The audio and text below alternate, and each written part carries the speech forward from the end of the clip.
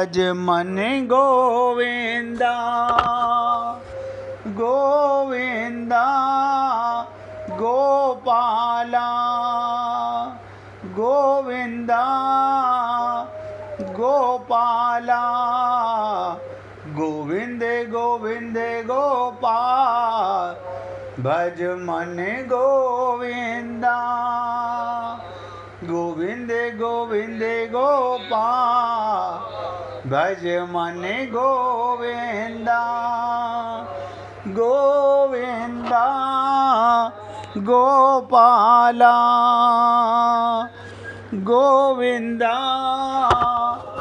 गोपाला गोविंद गोविंद गोपाल भज मन गोविंदा।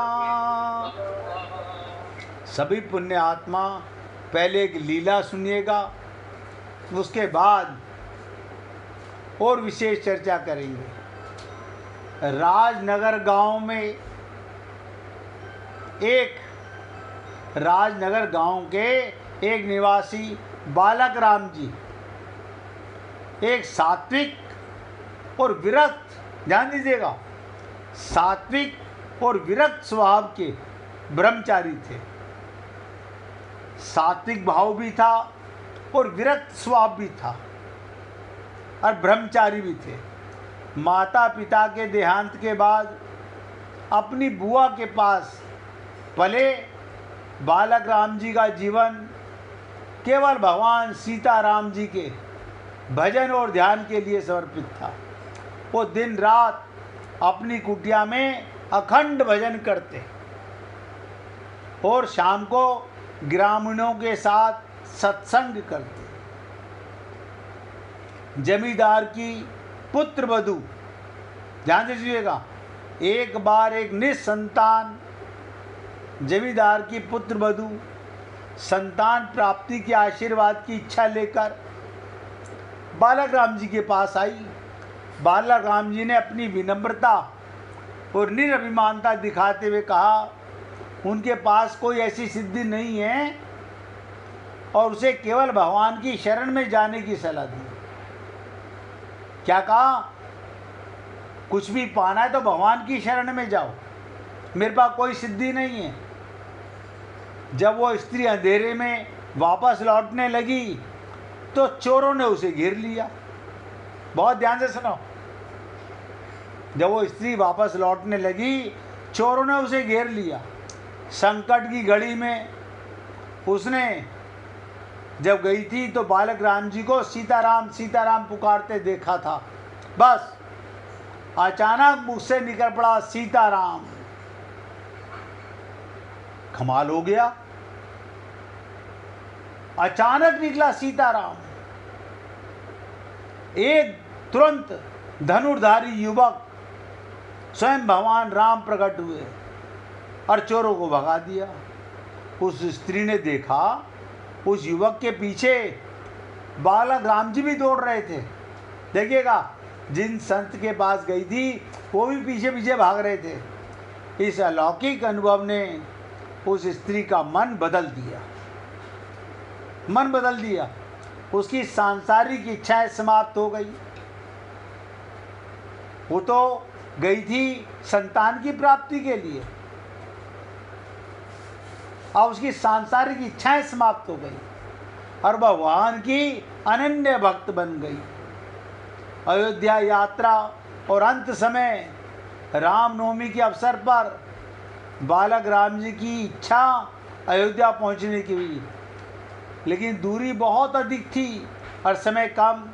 एक रात्रि तालाब के किनारे ध्यान में मग्न बालक राम जी जब अगली सुबह उठे तो स्वयं को अयोध्या के सरयू तट पर पाया।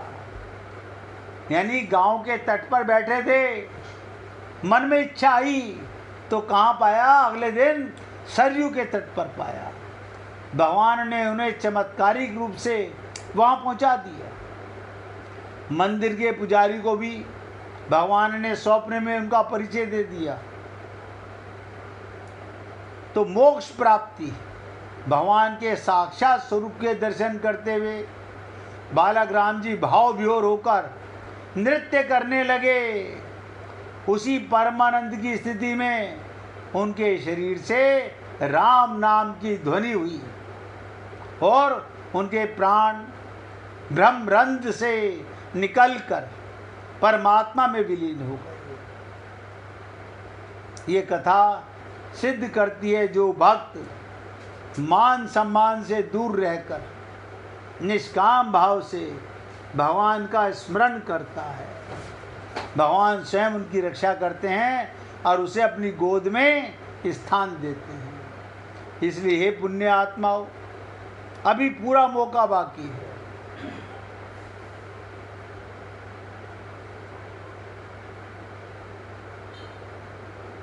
आप सोचो, जब अध्यात्म से, आत्मज्ञान से मोक्ष मिल सकता है तो प्रारब्ध क्यों नहीं टाला जा सकता?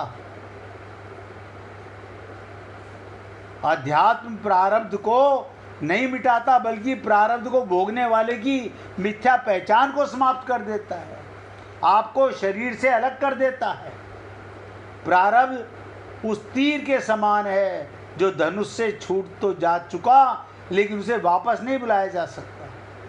किंतु आत्मज्ञान, जो मैं रोज आप लोगों से निवेदन करता हूँ, आत्मज्ञान होने पर ज्ञानी जन जान लेता है, वो ना करता है ना भोगता है। इसलिए प्रारब्ध शरीर मन के स्तर पर चलता रहता है और उसका बंधन नहीं रहता, वो मोक्ष को प्राप्त होता है, मुक्त हो जाता है, भगवत प्राप्ति करता है। आप हम लोगों के लिए भी मौका है, बस जागने का पूरी तरह से। ये मत सोचना आज कोई तरीका बताया, कल शायद दूसरा बताएंगे। जिसने कल पर टाला वो आज को खो देता है। इसलिए हर पल भगवत प्राप्ति का मन में भाव लेकर के अकर्ता बन के कर्म करो। अगर कर्ता बन के कर्म करोगे तो भोक्ता बनना पड़ेगा। मन निराश हो मत घबराना, मन में विचार आएंगे, बहुत आएंगे। आप अपने गुरु और भगवान के चरणों का ध्यान करना, तुरंत रास्ता मिल जाएगा। ये संसार के भवाटभी के संबंध आपको केवल फंसाने वाले हैं, निकालने वाले नहीं मिलेंगे। अब थोड़ी सी चर्चा और सुनिएगा।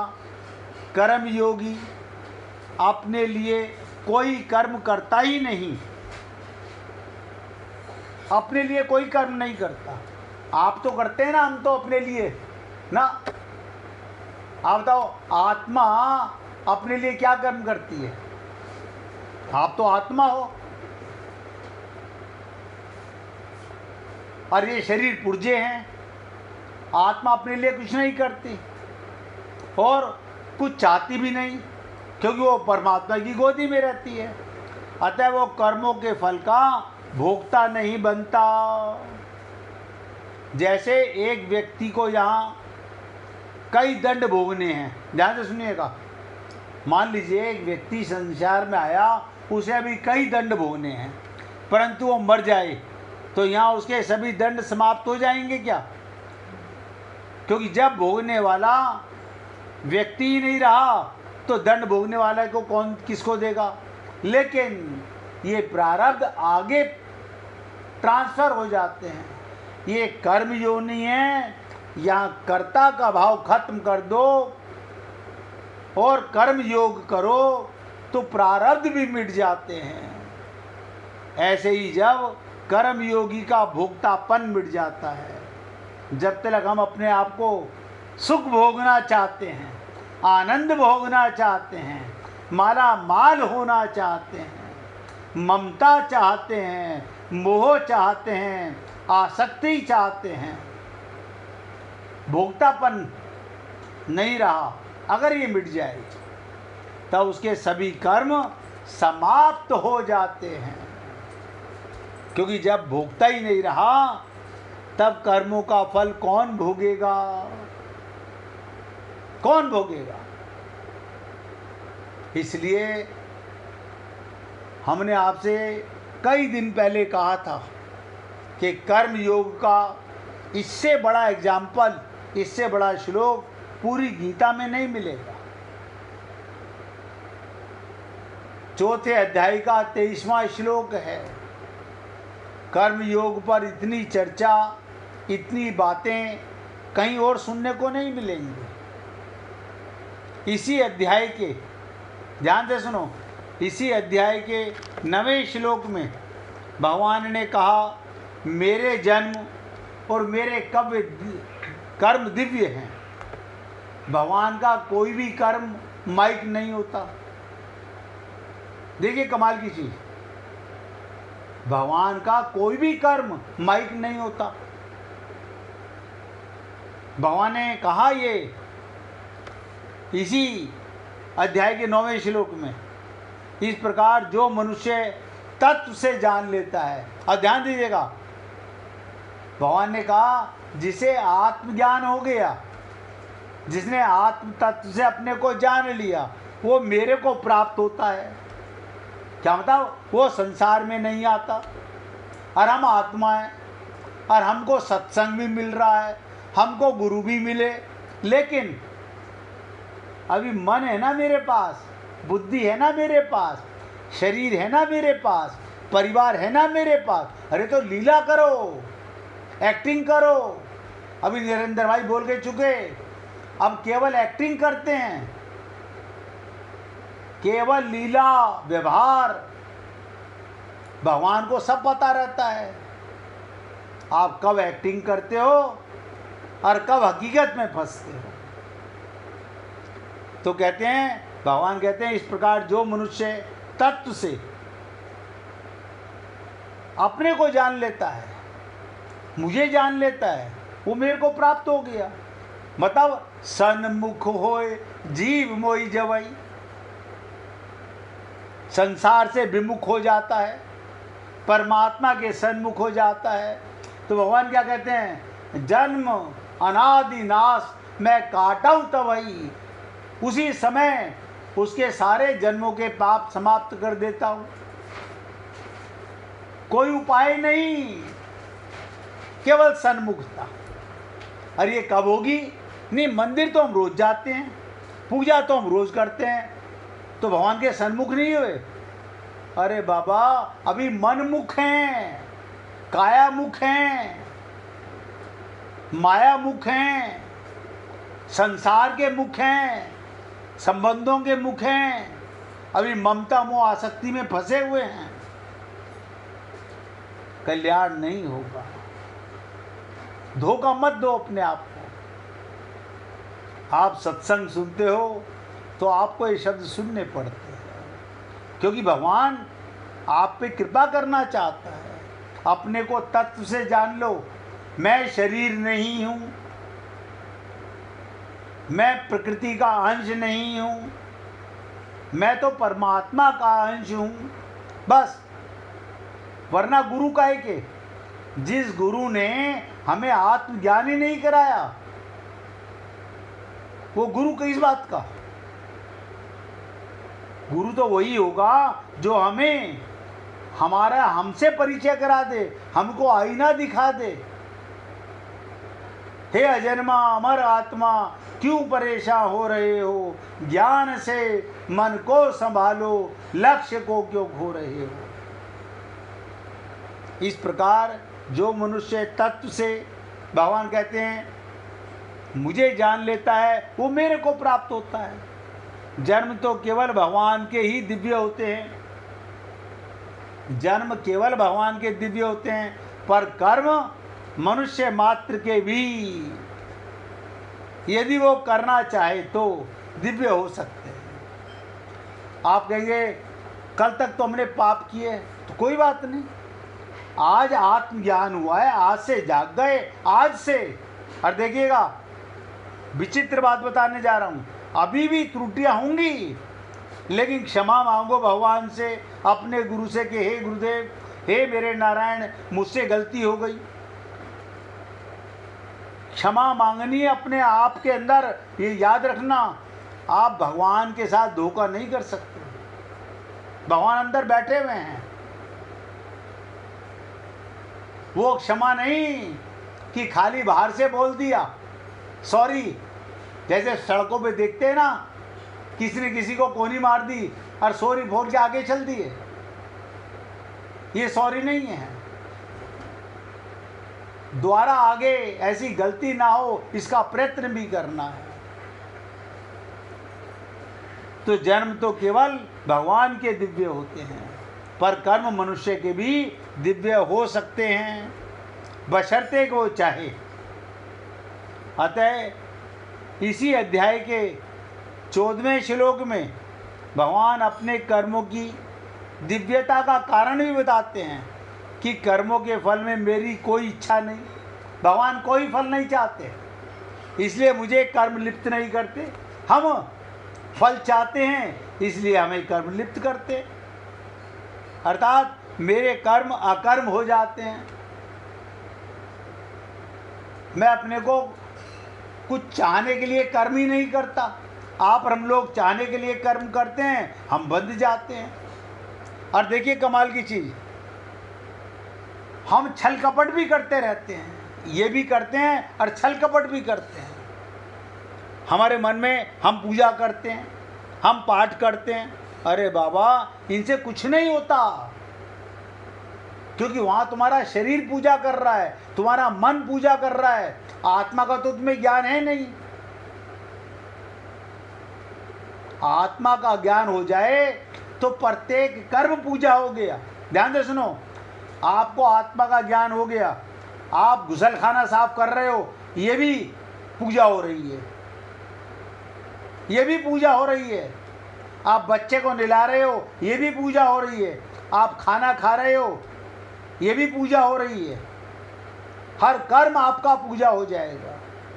और आप हम लोगों को इन तथाकथित पंडितों ने ऐसा माया के चक्र में फंसा दिया, आप ये करा लीजिए, आप ये करा लीजिए, और हम मूर्ख उन्हीं कामों को करने लग गए। अपने को कर्ता मत मानो, बस भगवान के निमित्त कर्म करो। आसक्ति पूर्ण नहीं, कामना पूर्ण नहीं, ममता पूर्ण मत करो। तत्व ज्ञान से आत्मा मान करके जिसने भी कर्म किया वो फल की इच्छा के लिए कर्म नहीं करता। हम तो मंदिर भी जाते हैं। मैं कई बार सोचता हूँ, हम पहले कई बार खाटू जी जाते थे, वहाँ पर दुकानों पर लिखा हुआ है यहाँ सवा मनी बनाई जाती है। मैंने कहा सुसरे आज तक एक मन तो चढ़ा नहीं सके, एक मन तो श्याम जी को दे नहीं सके, ये सवा मनी कहाँ से ले आते हैं? एक मन तो अर्पित नहीं हुआ, ये सवा मनी का भोग लगा रहे हैं। और ठगों में ठग इकट्ठे हो रहे हैं, क्या कहा जाए।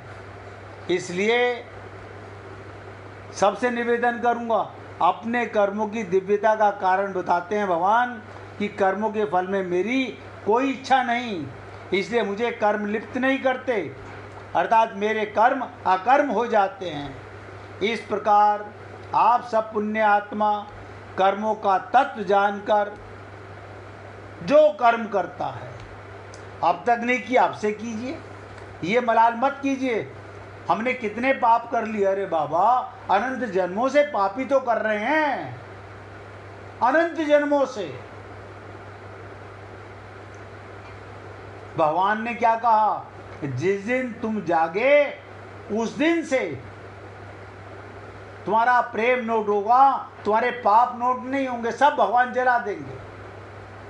लोग ये कहते हैं नहीं हमारे पुराने पापों को क्या हुआ। अरे बाबा तुम आज शरणागति करो, आज से कल्याण का मार्ग खुल जाएगा। तो कहते हैं कर्मों का तत्व जानकर जो व्यक्ति मनुष्य शरीर में कर्म करता है उसके भी कर्म अकर्म हो जाते हैं। वो कर्ता का भाव मिट जाता है, उसके कर्ता भगवान हो जाते हैं।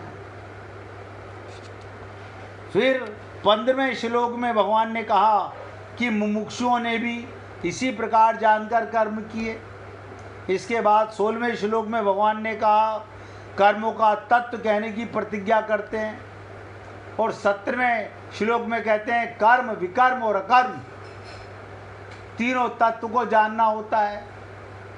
फिर 18वें श्लोक में भगवान ने मुख्य रूप से कर्मों का तत्व बताया।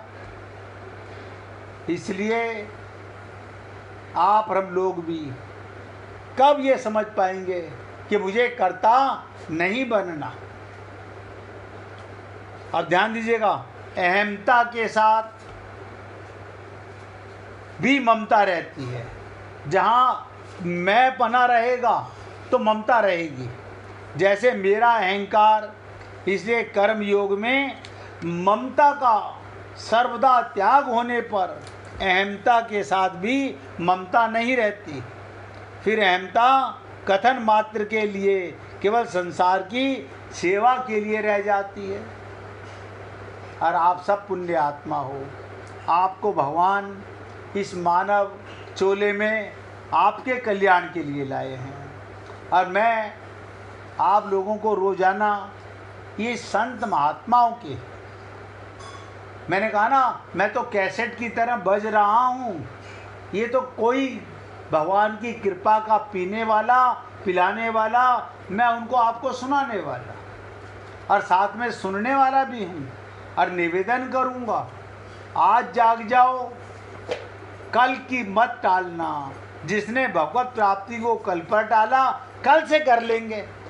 आज तो हमें शादी में जाना है, शादी में भी एक्टिंग करो। शादी में रोज जाओ, हमने कब कहा मत जाओ, शादी में रोज जाओ, लेकिन एक्टिंग करना, व्यवहार करना, अन्यथा आप फंस जाओगे। जिसने भगवत प्राप्ति को कल पर टाला, हम लोग सदा कल पर टालते रहे हैं। इसलिए आज निवेदन कर रहा हूँ अभी इसी श्लोक की। अब सबसे आखिरी चर्चा कल आपके साथ आधा घंटे तक करूँगा। फिर इसको समापन करके 24वें श्लोक की चर्चा करूँगा। आज अपने शब्दों को विराम दूंगा और गुड्डी जी भजन सुनाना चाहती हैं, उनसे आप भजन सुनिएगा।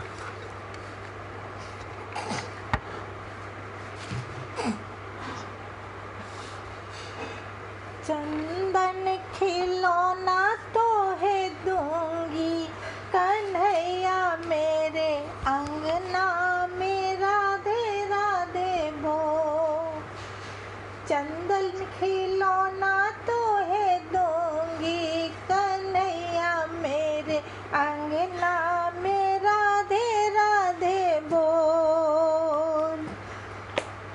अंगना में आओगे तो दूध पिलाऊंगी, अंगना में आओगे तो दूध पिलाऊंगी, दूध पिलाऊंगी मैं माखन खिलाऊंगी, दूध पिलाऊंगी मैं माखन खिलाऊंगी।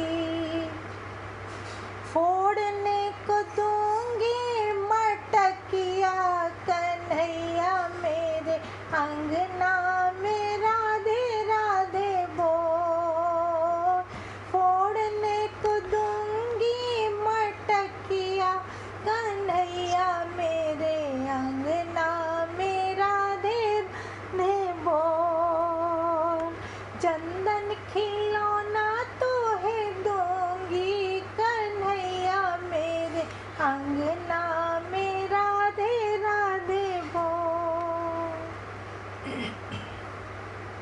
अंगना में आओगे तो मुकुट पहनाऊंगी, अंगना में आओगे तो मुकुट पहनाऊंगी, मुकुट पहनाऊंगी वैजंती पहना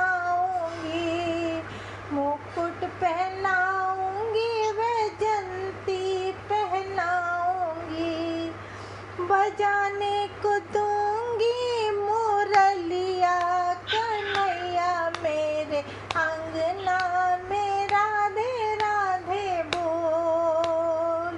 बजाने को दूंगी मुरलिया कन्हैया मेरे अंगना में राधे राधे बोल। अंगना में आओगे तो बटन लगाऊंगी। अंगना में आओगे तो बटन लगाऊंगी। बटन लगाऊंगी मैं मेहंदी रचाऊंगी। बटन लगाऊंगी मैं मेहंदी रचाऊंगी।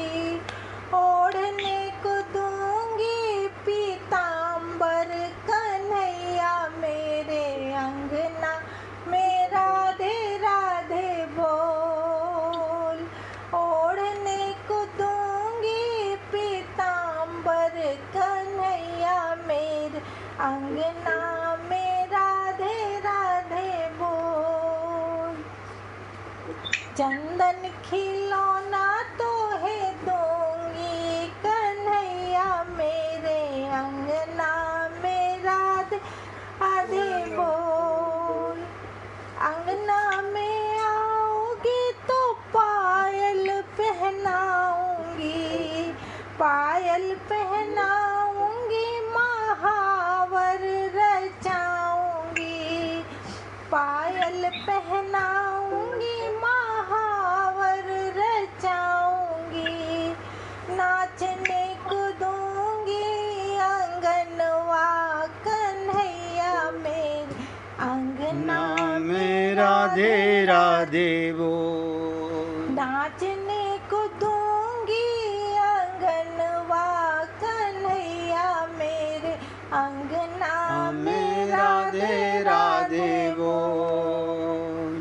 बरसाने से गोरियां बुलवाऊंगी। बरसाने से गोरियां बुलवाऊंगी।